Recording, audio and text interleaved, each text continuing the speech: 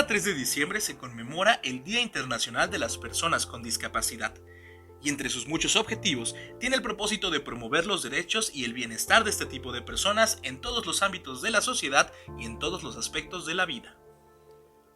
De acuerdo con cálculos de la Organización Mundial de la Salud, 15% de la población en todo el mundo tiene alguna discapacidad, y son estas mismas personas las que se ven desfavorecidas por factores como el acceso a la salud, la equidad en el otorgamiento de servicios básicos, la zona y tipo de vivienda, la educación o el empleo.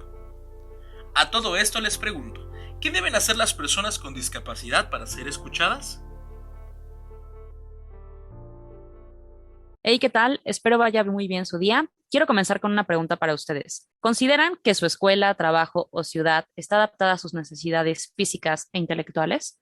Pueden pensarlo el tiempo que quieran, pues en este episodio charlaremos acerca del capacitismo, un discurso que da una desventaja a las personas con discapacidad.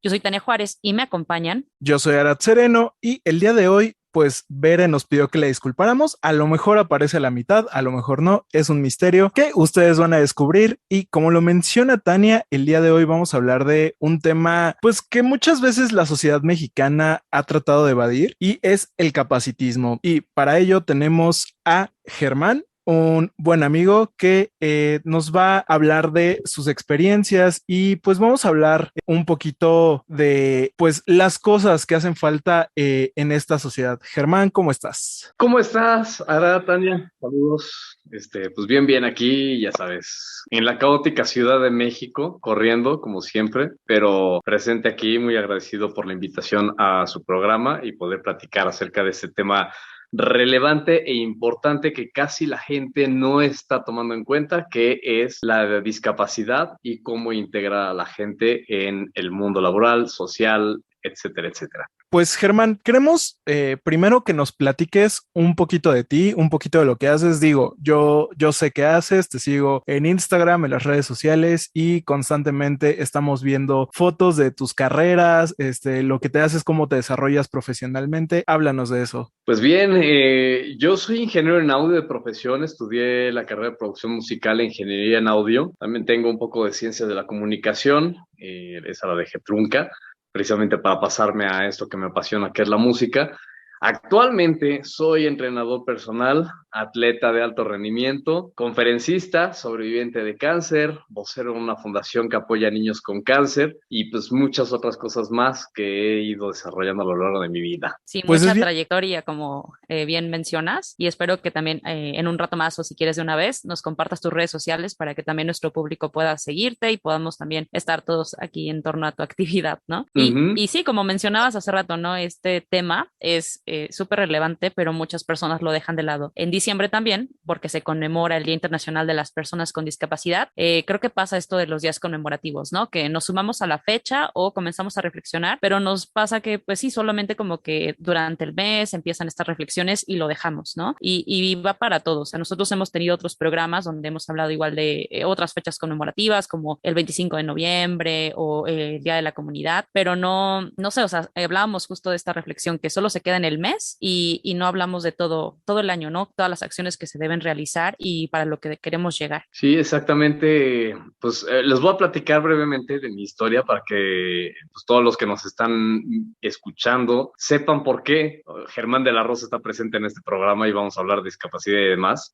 Yo soy sobreviviente de cáncer, tuve osteosarcoma a los 14 años, me lo detectaron gracias o más bien a raíz de un golpe jugando básquetbol. Esto significa, o más bien, no significa que el cáncer sea originado por un golpe, sino más bien el golpe fue el que detonó de que el virus como tal del cáncer se canalizara en la rodilla, posteriormente creciera a nivel pulmonar, en ambos pulmones tengo metástasis pulmonar, tenía 3 en el pulmón izquierdo, 1 en el derecho, pasé por año y medio de quimioterapia sin ningún tipo de recaída ni problema, la recuperación, la evolución, el tratamiento, todo fue de forma muy positiva, cosa que a los doctores les sorprendió porque realmente era impresionante que yo a mis 14 años, 15 más o menos, tuviera ese tipo de reacciones a comparación de otros niños que, bueno, ya estaban pues muy cansados, que se veían muy desgastados, que ya no querían seguir, estaban batallando con la enfermedad, que habían recaído y toda esta parte de mentalidad positiva desde que me dijeron, o más bien desde que me di cuenta que yo tenía ahí algo en la rodilla hasta que me dicen esto es un tumor, que me sacan una biopsia y resulta que es un tumor maligno, igual a cáncer, un osteosarcoma, paso todas las quimios, me quitan la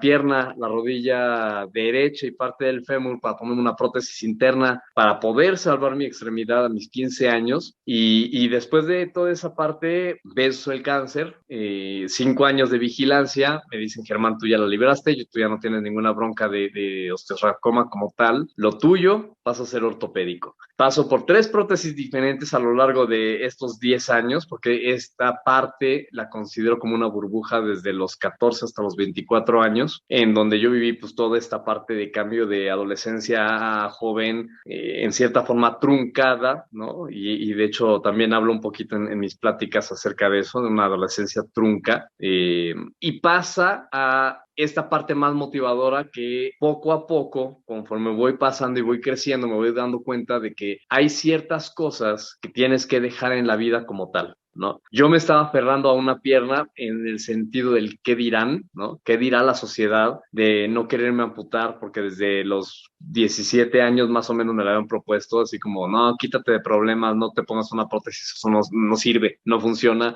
la amputación es mejor, pero yo me aferré a una pierna que a lo largo del tiempo me empezó a causar más problemas, una descalcificación de hueso, descalcificación de cadera, atrofia muscular, principios de osteoporosis, acortamiento de pierna de 8 centímetros, limitantes a más no poder, estar sedado con medicamentos por el dolor que me provocaba, porque las prótesis pues, nunca quedó bien en el hueso, me quedaban flojas. Y después de ir a un show, un toquín, yo soy bajista, mi hermano es baterista, formamos una banda. En el 2005 caigo, ya a la hora de salir de este toquín, me resbalo, caigo sobre la pierna derecha, se fractura mi hueso y bueno, y eso causa pues algo que ya no era posible, ¿no? Enyesarme, ir con el doctor y decirme, ¿sabes qué? Tu hueso, como ya está muy descalcificado, pues ya no se puede volver a regenerar. Entonces tenemos de dos, o te pongo una prótesis de la cadera hasta la rodilla, pero que a tus 30 y tantos años vas a tener que usar una prótesis de cadera, igual inmovilizarte, dolores, igual un posible rechazo al cuerpo, o decides mejor la amputación y te quitas de broncas, ¿no? Eso fue en septiembre del 2005. Para finales de ese año, en uno de mis intentos a ir a la universidad, yo le dije a mi mamá en la mañana, desayunando, de tanto dolor que tenía, que ya no dormía bien, yo le dije a mi mamá, ¿sabes qué? O me matas o me cortas la pierna. A ese grado era mi dolor, que yo no podía ser como libre, ya no me podía mover, me sentía muy limitado y me sentía muy cansado. Entonces, ahí fue cuando yo me di cuenta de que yo me estaba aferrando a la cuestión física y ese aferrarme a que me vieran completo estéticamente, pues me estaba causando muchos más problemas. A final de cuentas, pues yo dije, se acabó, ¿no? O sea, yo ya no quiero seguir con este tipo de vida que es castigarme, medicamentos limitantes, cuidados extremos, no poder ser libre, no poder ser independiente, no poder crecer, no poder hacer otras cosas que me gustaban. Y entonces el 30 de enero del 2006 yo decido la amputación, me libero de un problema, me libero de todas las cosas que yo estaba cargando por esa burbuja de 10 años y entonces me di cuenta que la libertad en este sentido de la cuestión física, pues nada más es acá arriba. O sea, el liberarme yo de mi pierna fue volver a nacer, fue darme cuenta de todas esas cosas que estaba dejando de hacer y todo estaba acá arriba. Todo era por una cuestión mental, una etiqueta social que la gente le pone a la gente, ¿no? El pobrecito no tiene una pierna, pobrecito no tiene un brazo, pobrecito tiene síndrome de Down, pobrecito está gordo, está flaco, está alto, está esto, está aquello. Y volvemos a una etiqueta grande que se llama discriminación por muchos aspectos, ¿no? En la comunidad, en cuestión física, en discapacidad, en intelecto, en economía, en religión, en un chorro de cosas, ¿no? Y entonces, pues ahí empieza esta tercera vida, que voy a ser más breve. Empiezo en el 2008 como atleta ya a correr a favor de los niños con cáncer, de la Fundación Aquí Nadie Se Rinde, en la cual soy vocero, y cada año empecé a correr por ellos con ese punto de motivar, ¿no? De decirle a ellos, hay mucha vida, no importa que no tengan una pierna, no importa que estén peloncitos o flaquitos, ustedes van a luchar y lo van a lograr. Si se lo proponen acá arriba, de corazón y en espíritu. Y a partir de ahí, pues ya vienen carreras campo traviesa en el 2013. En el 2014 empiezo a correr Spartan Race, una carrera que es entrenamiento militar en Estados Unidos, que ya se comercializó pues, a nivel mundial. Y aquí en México soy el primer amputado de una pierna en correr ese tipo de carreras, campo traviesa con obstáculos. Posteriormente, bueno, pues ya viene más motivación, que se une Lemus, que es el chico policía que hizo push-ups en la plancha del Zócalo con los mamados, ahí manifestándose porque se habían cerrado los gimnasios.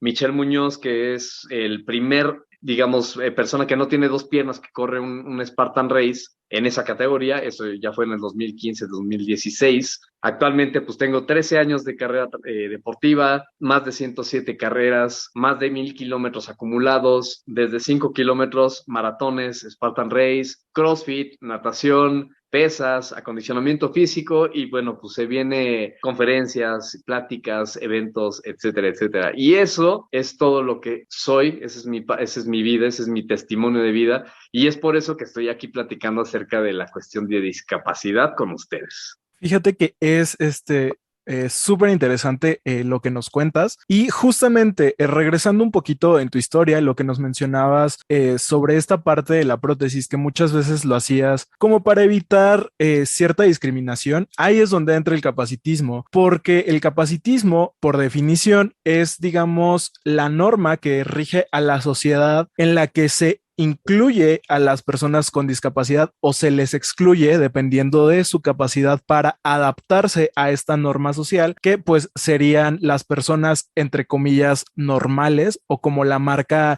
pues sí, la norma social que dice que todas las personas deben funcionar de cierta manera. Sí, es que por normalidad tendemos a referirnos mucho como a las características que tiene la mayoría y de ahí se basa, ¿no? Es mucho de lo que decías, todo es mental, es este sistema de creencias que tenemos que nos impiden ver más allá, ¿no? También recuerdo mucho ahora que me comentas toda tu trayectoria también deportiva. Hice yo un reportaje hace años del deporte paralímpico y justo es lo que me comentaba un psicólogo, el psicólogo del deporte, que si bien tenían también un poco de mayor ventaja al enfrentarse a los Juegos Paralímpicos y traer más medallas que los deportistas convencionales, era porque ya habían enfrentado diferentes barreras, ¿no? Que también la sociedad ya les imponía, la misma ciudad, las barreras arquitectónicas y todo para lo que ya se enfrentan y de alguna manera era mucho más fácil enfrentarse o tener mucha seguridad cuando estaban dentro de un deporte, ¿no? Que creo que es algo a lo mejor y que tú nos puedes compartir. Sí, de hecho, algo curioso que pasa aquí, y lo acabas de decir con lo de los Paralímpicos versus los Olímpicos convencionales, porque vamos a ponerlo con esa palabra, es la diferencia en cuestión del medallero, ¿no? Un convencional pues gana una medalla, gana dos medallas con esfuerzo y con pasión, con corazón, y de repente viene toda la selección paralímpica y se ganan 8, 10, 12, 15 medallas de oro, y dices, güey, o sea, ¿por qué? O sea, ¿cómo es posible de que una persona con discapacidad sea más capaz de ganar más medallas y demostrar más cosas? Digo, sin dejar obviamente atrás a las personas convencionales que pues obviamente hacen el mayor esfuerzo, pero pues hay una diferencia ahí precisamente en la cuestión de evolución y cuestión mental, ¿no? Cuando, digamos, las personas tienen todas sus extremidades y todas sus capacidades, pues se rige bajo las normas que toda la sociedad pone, ¿no? El hacer las cosas, moverte, trabajar, regresar a casa, etcétera. Pero cuando tenemos un tipo de discapacidad, y ya sea por un accidente, una enfermedad, por nacimiento o por cualquier cosa, nosotros nos tenemos que adaptar a la vida social normal, ¿no? Vamos a ponerlo entre comillas, de lo que la gente pues, socialmente lo estandariza. Entonces nosotros como personas con discapacidad tenemos que hacer ese doble esfuerzo, o más bien ese paso y evolución a ver cómo nos podemos incorporar, porque muchos años atrás precisamente había esta parte de la discriminación de no tiene una pierna, síndrome de Down, tiene un problema, tiene religiones diferentes o tiene una preferencia sexual diferente, mejor te mando a otro lado o mejor ni te acerques conmigo porque vas a contagiar, ¿no? Se tenía la loca idea y más bien la tonta idea de que todo este tipo de discapacidades o ciertas preferencias pues eran contagiosas, quedan mal vistas por la sociedad. Y ahorita es totalmente diferente decir, pues bueno, mi empresa contrata a personas con discapacidad, con preferencia sexual diferente, de inclusive otras culturas diferentes, porque estamos haciendo esa transformación y aparte abrir nuestra mente a esas posibilidades, de que no somos un área excluyente, sino de que tenemos que ser incluyentes para la aportación de cosas diferentes, que en este caso, pues es lo que nosotros hemos ido aprendiendo a dominar o hacer, a creer, para compartirlo con otras personas y decirles, pues sí, a lo mejor yo no tengo una pierna y no puedo cargar yo cosas muy pesadas, pero ponme a hacer otra cosa que sí puedo hacer, que sí sé hacer, que me apasiona y que eso, pues va a ser como cualquier otra persona normal, nada más que en otro panorama, ¿no? Sí, es que también ahí es donde se nota este impedimento que existe a través del capacitismo, ¿no? Porque, por ejemplo, en muchos trabajos se llegan a abrir vacantes, pero como bien mencionas, no están establecidos ciertos límites, ¿no? A lo mejor ellos dicen que no están excluyendo a ninguna persona, pero pues no están abriendo también la posibilidad de si estos trabajos están adaptados para las personas con discapacidad. O sea, creo que también esa es una de las limitantes que tienen dentro de los trabajos o incluso en las escuelas. Estaba también leyendo sobre todo como un discurso que decían algunas maestras, que si han pensado realmente si diseñan sus clases en torno a personas con discapacidad o a personas convencionales, ¿no? Porque intentan en las escuelas ya ser más incluyentes y tener personas de todo tipo, pero es cierto que también las clases son diseñadas como bajo un modelo muy como cuadrado y no tiene esta apertura, ¿no? Para las diversidades. Justo lo que menciona Tania es algo en lo que quiero hacer hincapié, porque días antes, preparando este programa, nos dimos cuenta de que a pesar de que las escuelas, sobre todo, que se muestran como estos espacios en los que están abiertos para todo público, muchas veces no es así. Y lo veíamos en el caso de nuestra universidad. Nuestra universidad, donde estudiamos Tania, Ver y yo, pues es un edificio de 5 pisos en el que pues no hay forma de acceder si no caminas. Es decir, una persona que tiene que usar una silla de ruedas sí o sí, no podría estudiar en esa escuela porque no podría acceder a espacios como el foro de televisión que está en el 3er piso, a la cabina de radio que está en el 4er piso. Entonces creo que la escuela, en este caso, nuestra escuela no está diseñada para diversos tipos de cuerpos o diversos tipos de necesidades, porque incluso lo poníamos ejemplos simples de cosas que pasaban con nosotros. En ciertas ocasiones nosotros teníamos compañeros que por accidentes o por X razón tenían piernas fracturadas y teníamos que tomar clases en el auditorio, y era lo que le comentaba a Tania, ¿qué hubiera pasado si hubiéramos tenido un compañero que necesitara usar una silla de ruedas y los mandan al auditorio pues toda la generación, pero después tenemos otro compañero en otro semestre que se fractura una pierna y pues tampoco puede subir las escaleras? ¿Qué van a hacer? ¿Meter 2 grupos en un solo auditorio? Exactamente. Creo que esa parte de la adaptación de los edificios y demás, que también es que hablar de discapacidades son tantas ramas, es tan extenso todo esto que no es como nada más un tema de hablar de la cuestión física personal, sino también de infraestructura, de accesibilidad, de lo que dicen precisamente, una clase está hecha precisamente para personas con discapacidad o solamente es para la población en general. Ahí es donde se dividen, ¿no? La escuela para los normales y la escuela adaptada, ¿no? La de los sordomudos, la de síndrome de Down, etcétera, etcétera, etcétera. Y entonces se divide, ¿no? No hay aún una escuela, ¿no? Que digamos la maestra o el profesor o quien sea pues hable o enseñe a los niños normales y a la vez esté haciendo, por ejemplo, lenguaje de señas, ¿no? O que la adaptación de las escuelas, que pues digo, si hay un plano, afortunadamente, por ejemplo, a mí en la universidad, cuando supieron de que yo traía este problema, de que sí me costaba trabajo subir escaleras, lograron pasar pues, de los salones del 3er piso al 1er piso, porque había mucha comunidad, entre ellos estaba Ignacio, que también es paralímpico de natación, que no tiene 2 brazos, sino tiene una pierna y una prótesis. Entonces, había ciertas adaptaciones en esa escuela, pero ¿cuántas escuelas hay en México que no lo tienen, que no lo toman en cuenta? Y creo que jamás lo van a tomar en cuenta porque no es como su prioridad darle ese acondicionamiento a la gente. Y creo que ese es un problema que habría que concientizar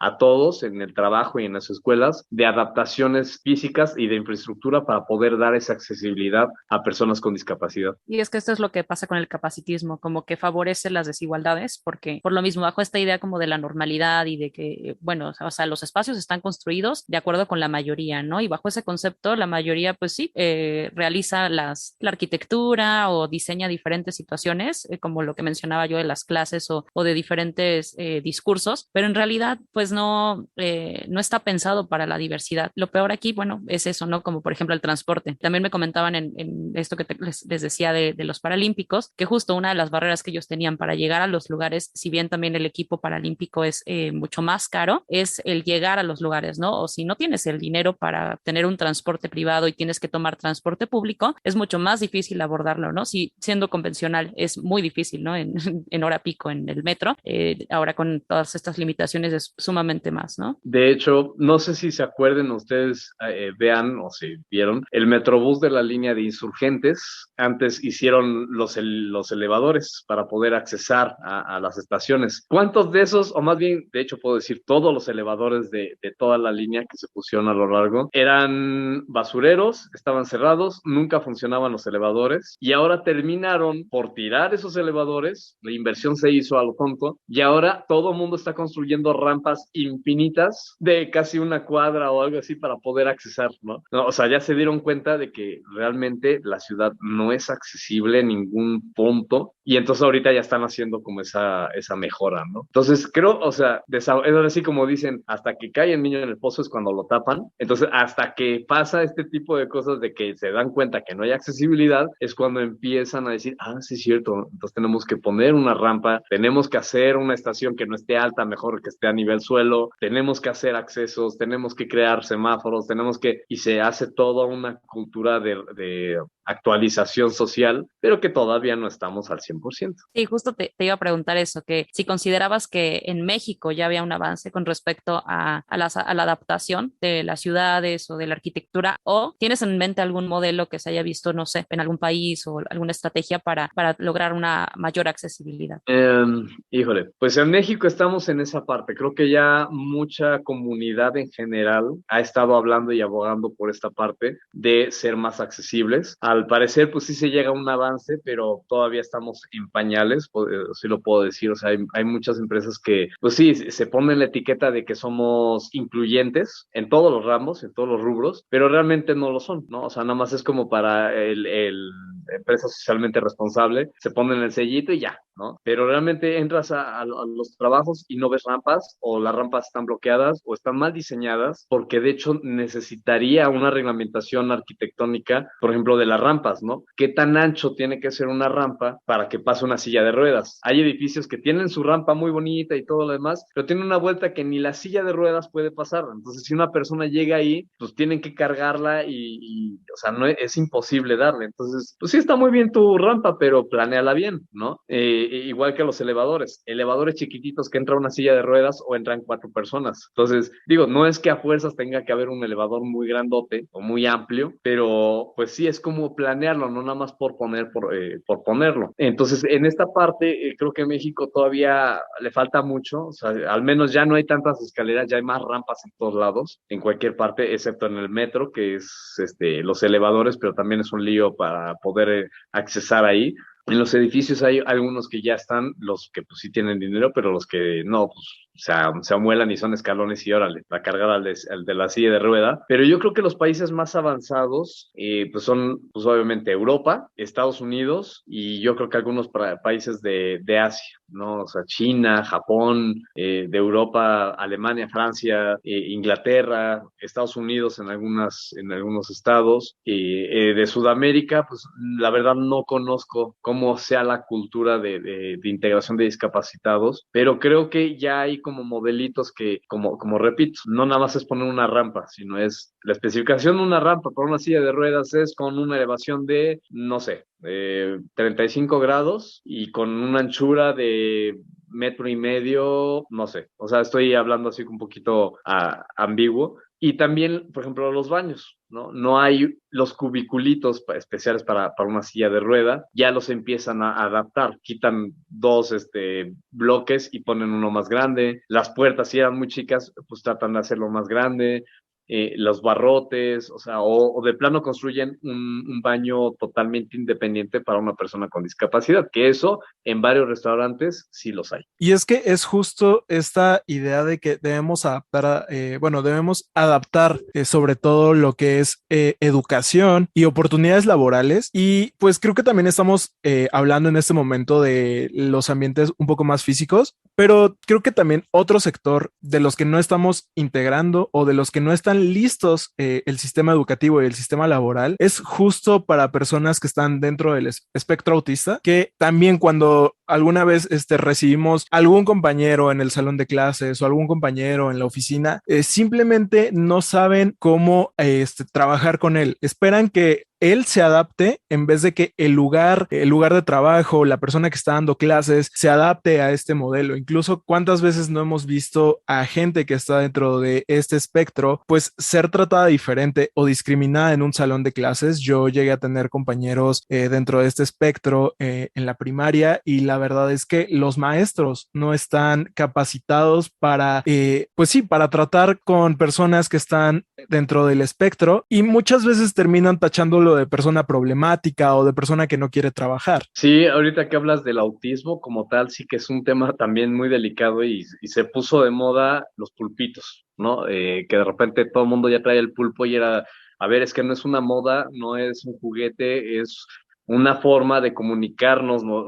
Con ese mundo, porque son mundos. ¿Y cómo lo vamos a entender? Pues es el pulpo, ¿no? O sea, hoy estoy feliz, hoy no estoy feliz y lo volteo. O sea, es así como, ok, ya te entiendo, porque si te pregunto, ¿estás feliz? No me va a entender, no va a interpretarlo, o no estoy, como dices, pues no estoy educado, no tengo el conocimiento para saber cómo hablar con esa persona. Y bien lo dices, se clasificaba ese tipo de personas con autismo, síndrome de Down, etcétera, en un salón de clases como el problemático, porque pues explotaba, o sea, su forma de ser es demasiado explosiva, entonces de repente ya no sabías pues cómo tratarlo, agarrarlo, azotarlo, callarlo, sacarlo del salón, le gritabas, se ponía más estresado porque el autismo es ese, o sea, empieza los sentidos a explotar y son tan sensibles que ya no sabes qué pues tipo de reacción va a tener. Sí, de hecho, en torno a esta crisis sanitaria también, salió un artículo en National Geographic donde hablaba de cómo ha sido una fatiga para la mayoría de las personas el tener clases, juntas y bueno, todas las actividades llevarlas al Zoom, ¿no? Incluso esta grabación.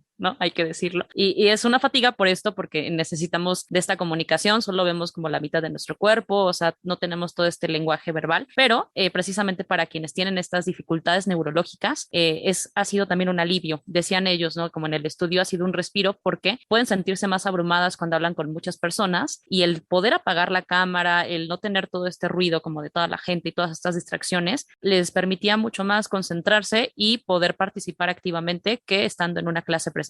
Entonces ahí habla de, claro, es una situación que se dio, que digo, no quisiéramos, ¿no? Porque tiene que ver con una enfermedad, pero en realidad también ayuda como a entender que las clases no están adaptadas, que precisamente eso, ¿no? Lo que pasa, las luces y todo lo que puede ocasionar algún malestar para estas personas, pues no las tomamos en cuenta, ¿no? Hasta que pasan cosas como estas y vamos entendiendo, ¿no? Acerca de las necesidades. Sí, exactamente. Ahorita esta pandemia nos vino a traer, obviamente, para todas las personas en general, una adaptación. Si no podemos hacer clases presenciales, entonces ¿cómo lo podemos hacer? Pues vía virtual. Si no podemos dar en mi caso, por ejemplo, rutinas de ejercicio presencial de un gimnasio, no puedo tener ese contacto, ¿cómo lo podemos hacer? Pues vía virtual, ¿no? Entonces, en cierta forma, es la adaptación de si no, o sea, tengo un problema, pues entonces lo hago de otra forma. Pero también está la desventaja que estamos perdiendo esa conectividad, ese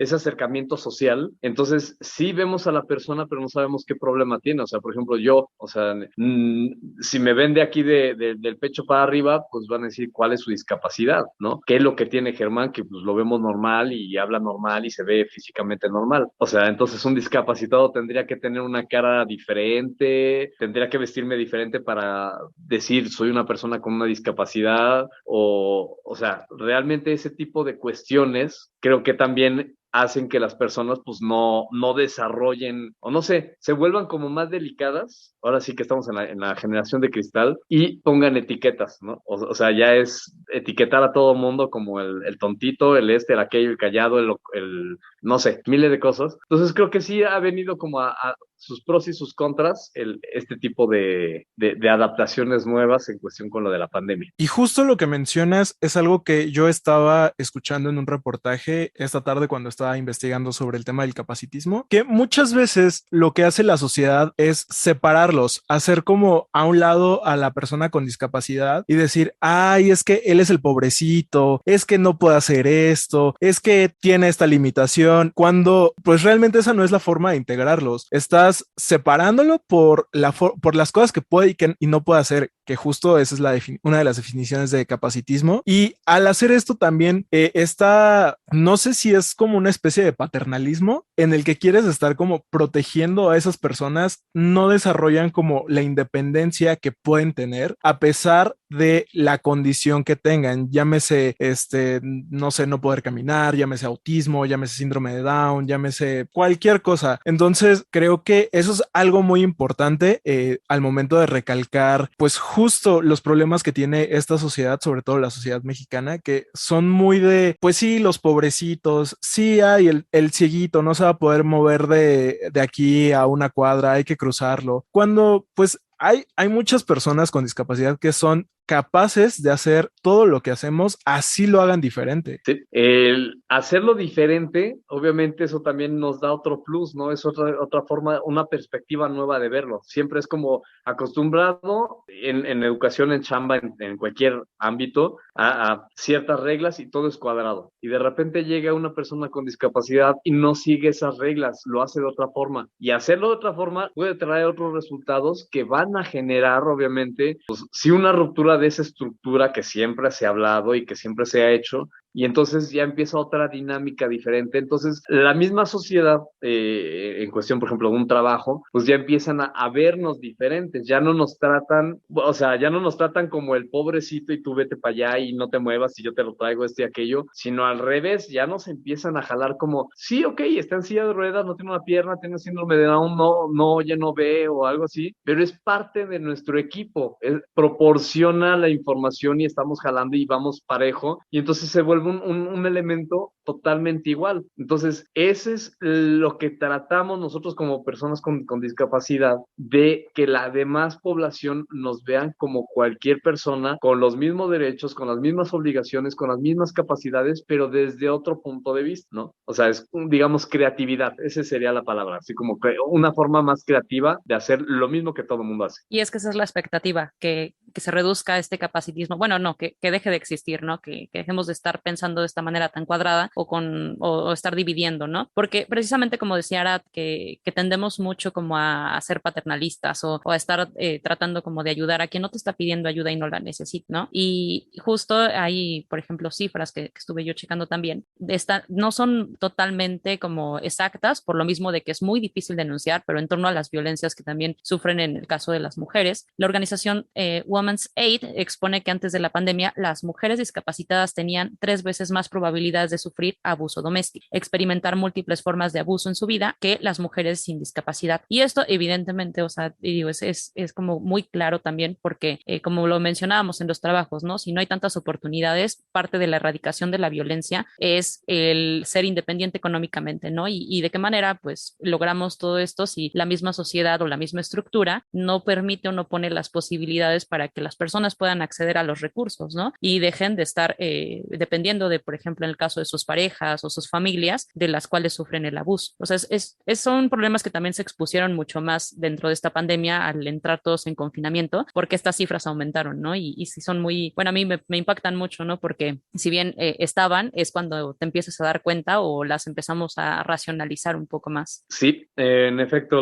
te digo que la pandemia nos vino a traer como muchos cambios, pero también hemos aprendido mucho acerca de cómo adaptarnos en esta parte, en el sentido de integración, ¿no? Desafortunadamente sí somos uno de los países que sufre más violencia de género, principalmente hacia las mujeres, la violencia, y ahorita con el encierro precisamente se vino a dar más el de mujeres golpeadas, excluidas de ciertas cosas, o de plano de decir, tú eres de casa, te quedas en casa y no sales de casa porque tú para eso trabajas, ¿no? Desafortunadamente vivimos con ese tipo de mentalidad machista, ¿no? Se ha visto afectado toda esta parte de discriminar a las mujeres en el sentido de excluirlas, desaparecerlas, golpearlas o violentarlas tanto, y creo que eso es algo que a nivel cultural, y no nada más es aquí en México, eso es a nivel mundial, inclusive en cuestiones de culturas como de Medio Oriente, que también siguen con esa idea arraigada de que las mujeres no deben de exponerse ni un solo centímetro, porque si no ya sería como un abuso, como demasiada, pues no sé, o sea, es mi mujer y ya no lo puedes ver, pero yo sí puedo tener muchas mujeres aunque no las vean, ¿no? Entonces creo que toda esta cuestión de discriminar, seccionar y demás, pues ya es como pues, reeducar. Tenemos que reeducarnos como sociedad. Y pues regresando un poquito al tema que está relacionado al capacitismo, ¿ustedes han escuchado hablar del porno inspiracional? No. No es un tema tan común. No, tampoco. Muy bien, pues contrario a lo que muchos pueden creer, no es un género de cine de adultos, sino que recibe este nombre por la cosificación, en este caso cosificación a personas discapacitadas, y fue acuñado por primera vez por una activista llamada Stella Young, que ella pues da conferencias, habla sobre el tema, y una vez en un TED Talk, ella habló de por qué llamaba a esto porno inspiracional, y es por el hecho de que muchas veces a las personas con discapacidad las reducen a eso, a su discapacidad. Entonces, cuando logran algo, por ejemplo, en este caso, no sé, también vi una entrevista a una activista argentina que pues tiene una discapacidad mental, y pues además de eso es lesbiana y además de eso, tiene una profesión, es comunicóloga, y siempre dice, a mí me reducen a mi discapacidad. Para la gente, yo soy mi discapacidad antes que ser activista LGBT y antes que ser comunicóloga. Entonces, muchas veces cuando nos referimos a personas con discapacidad, sobre todo en estos eventos que tenemos tan próximos, cuando ya este capítulo arriba en redes, ya habrá pasado el Teletón, por ejemplo, es una de las, digamos, plataformas que utiliza este tipo de motivación, que solamente existe, digamos, para motivar a la gente que está dentro de la norma, como lo mencionábamos hace un momento, que muchas veces crean estas frases como, si esta persona no puede caminar, yo estoy agradecido de poder correr, o cosas por el estilo, así como muchas personas no pueden ver y yo estoy agradecido de poder ver las estrellas. A eso se le llama porno inspiracional, porque tenemos este discurso de que muchas veces las personas son su discapacidad antes que ser personas. Sí, una idea muy, muy rara, la verdad. O sea, creo que la carta de presentación de cualquier persona tiene que ser primero la persona, fuera de ser,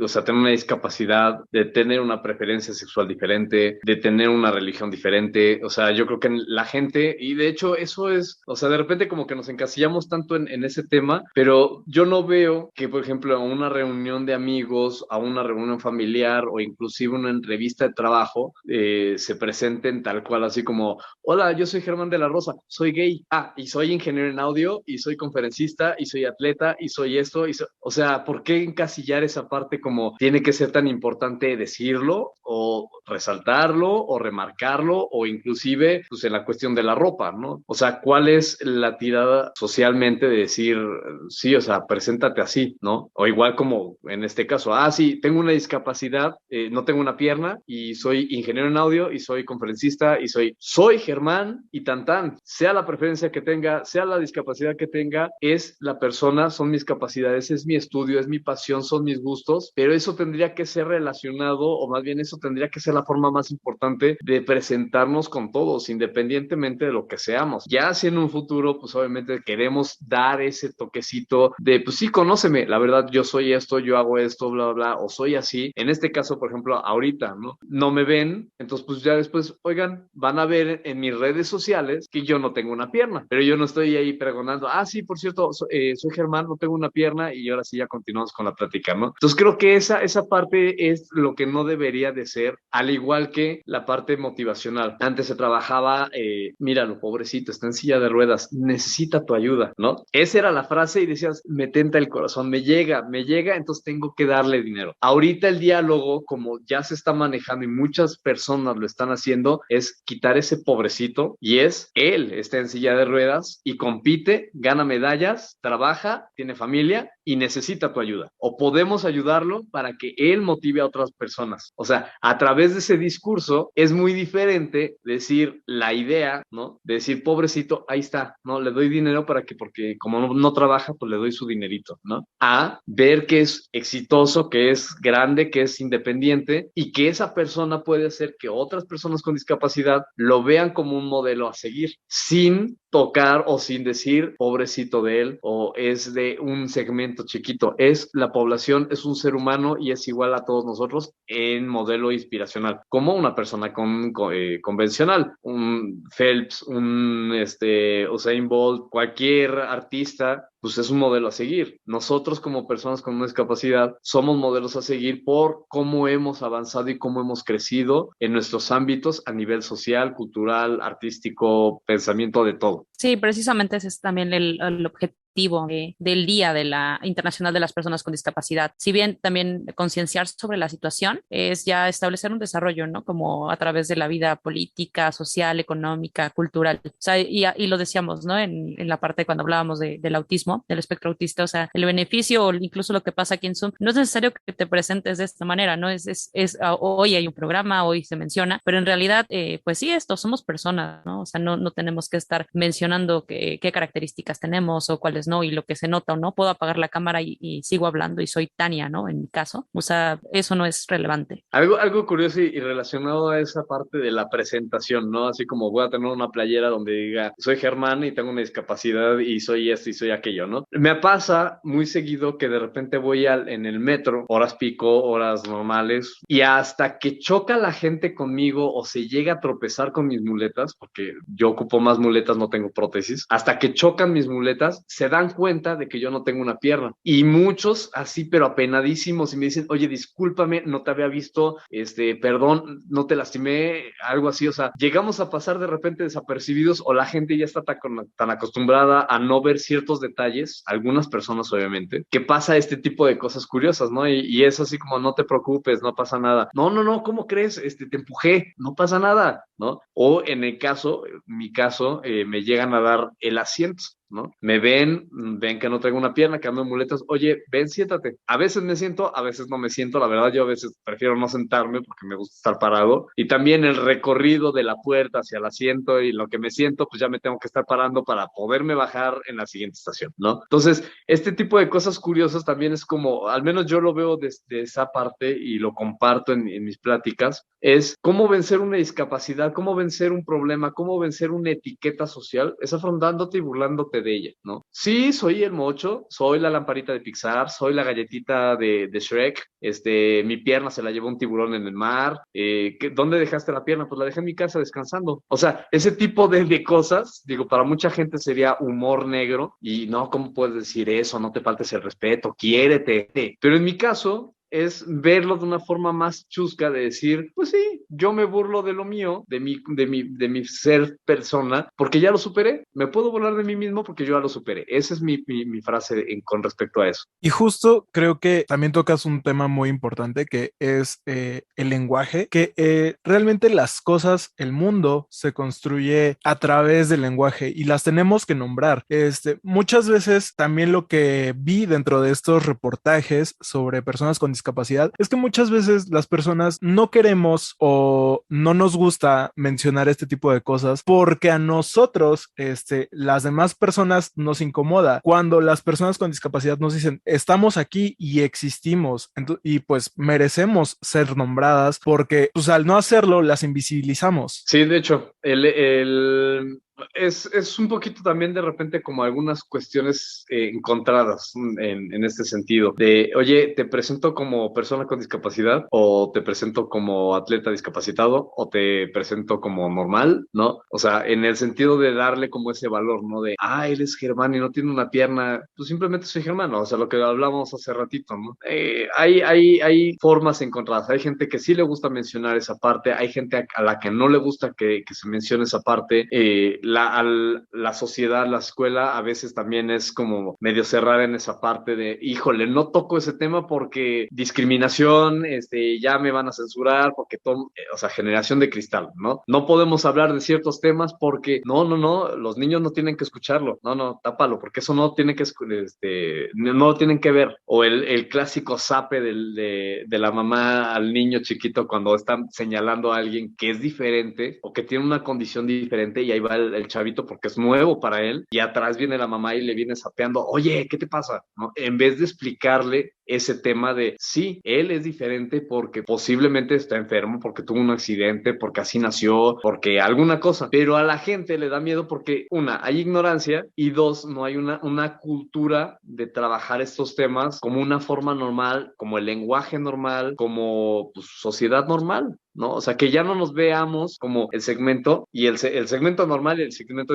discapacitado. Somos uno, somos sociedad, somos humanos. Sí, totalmente. Y de hecho, pues sí, el capacitismo aún tiene un peso importante porque todavía existen estas historias, ¿no? Por ejemplo, que dices de los niños, es tan normal porque todavía están conociendo el mundo, y quienes ponen los peros y a veces como estas ideas, pues siguen siendo sus educadores, ¿no? Ya sea sus papás, sus tutores, quienes estén a su alrededor, los que llegan a poner estas barreras, ¿no? Entonces, habla mucho de que realmente lo que tenemos que cuestionarnos es acerca del cómo pensamos, de nuestra ideología o de dónde vienen todos estos prejuicios, ¿no? Más bien nosotros mencionamos mucho esta palabra, ¿no? Aquí, la de construcción en diferentes ámbitos, y pues yo creo que sí, no hay por qué temerle a estar repensando las cosas que ya teníamos a lo mejor establecidas, ¿no? Tú nos comentas cosas muy interesantes, nos da mucho gusto que hayas estado aquí en este programa, y pues lamentablemente hemos llegado al final de este episodio.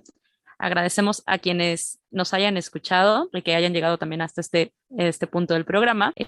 Yo les recuerdo nuestras redes sociales. Nos encuentran como @tupodcastdiver_ y a mí me encuentran como @Tania Juárez Mora. Yo soy Arat Sereno. A mí me encuentran en todas las redes sociales como MyLifeAsArat. Por todas las redes sociales me refiero a Twitter, Instagram y también TikTok. Recuerden que me quiero volver un TikToker famoso y poder dejar mi trabajo. Y a mis jefes que estén escuchando esto, no es cierto. Germán, compártenos tus redes sociales, por favor. Bien, pues a mí me encuentran en todas las redes sociales como Morfito MX, Instagram, Twitter, Facebook, TikTok, porque también voy a convertirme en TikToker. No sé todavía, la verdad es que creo que eso no es para mí, pero me pueden encontrar ahí, van a ver videos, fotos e historias que subo de todas las actividades que tengo. Igual, si quieren una plática motivacional, si quieren un entrenamiento funcional, pueden contactarme y lo podemos hacer ya sea a nivel individual o grupal en su empresa o con todo su equipo deportivo o a nivel social, como quieran, pero ahí me encuentran, Morfito MX en redes sociales. Así es, compañeros, amigos, personas que estén escuchando esto, vayan a seguirlo. Y también una recomendación es que escuchen los episodios de Diversificándonos ahora